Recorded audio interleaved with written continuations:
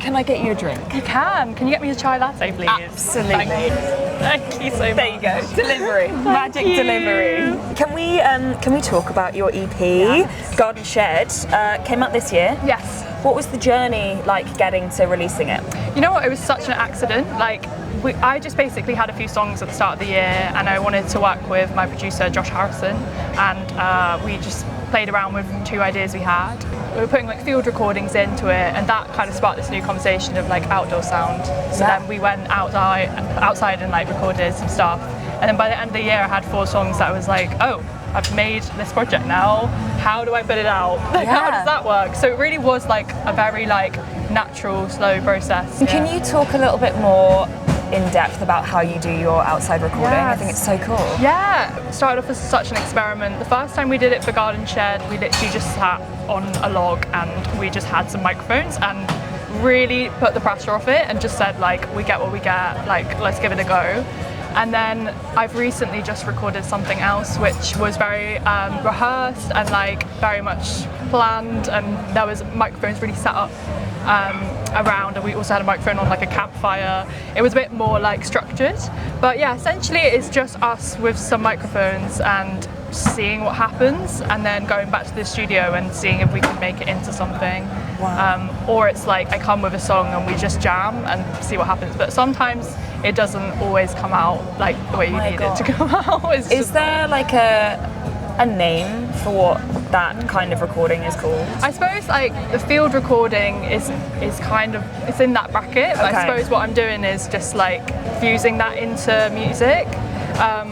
Yeah, field recording is its own art. I get people literally go around and like record anything they hear, and I really want to get more into it because I feel like a bit of a fraud sometimes when I'm just being like, put some birds in. Like I'm actually like, no, pop a campfire in there. I want to like understand why it works, and but yeah, I suppose that's what it is. It's just fusing the 2 art forms of like songwriting and field recording.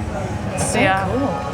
It's very specific. It is quite specific. It kind of came about by accident. I think because, so I used to write songs in a shed, like back in Staffordshire, and I always think that the reason I do this is because in my demos, they'd kind of like, the natural sound would like seep through into the demos. I love that. So when I went to the studio, I was like, something's wrong, like I can't hear any birds. Too clean. I think I kind of weaved them back in and realised it just added so much atmosphere and like it almost like created a world in itself. So yeah, it was honestly a complete accident and very inspired by artists like Hannah Stratton, who records sort of in like an Australian farmland. So yeah. Is that where the name Garden Shed comes from then? Yeah, Garden Shed comes from my dad's shed. Shout out to Niall. Shout out! He built that shed himself. Who do you think would be the kind of person that identifies with your kind of music?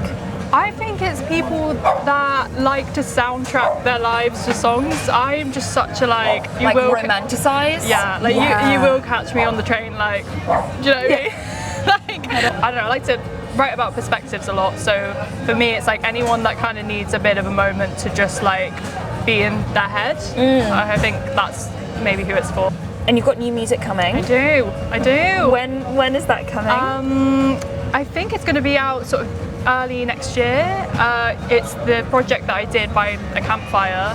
It's a live project, so there's 4 tracks on there, and it's with my full band ensemble. It's a different sound to what I've done, but it's still in the kind of Garden Shed world. We've got some new instruments. We've got some banjo. We've got some lap steel.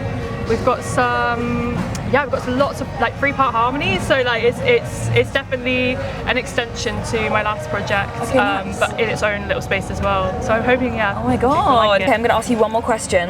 We're going to just finish it off right here. How do you want your music to make people feel?